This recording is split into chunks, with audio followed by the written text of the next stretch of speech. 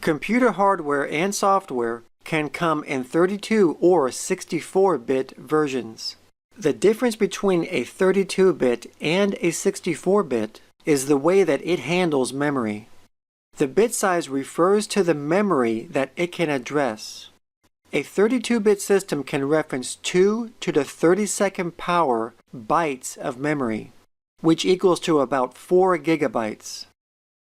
However, a 64-bit system can reference 2 to the 64th power bytes of memory, which equals to about 16 exabytes, which is 4 billion times more memory than a 32-bit. Now that number is so huge that it's virtually unlimited, because we will never need to use that amount of memory. So in a computer, in order for data or a program to run, it needs to be loaded into RAM first.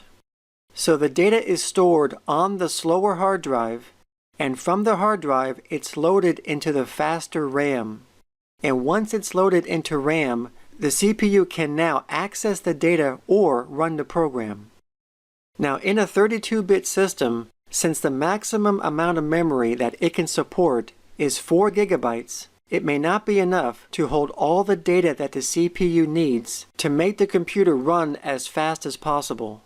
And when this happens, then some of the data has to be kept on the slower hard drive to compensate for the low memory. So instead of data going from RAM to the CPU, it has to do extra work by going back to the slower hard drive. And when this happens, it slows down the computer. But in a 64-bit system, it's able to store a lot more memory than 4 gigabytes, which means that more data can be stored into the faster RAM than on a slower hard drive.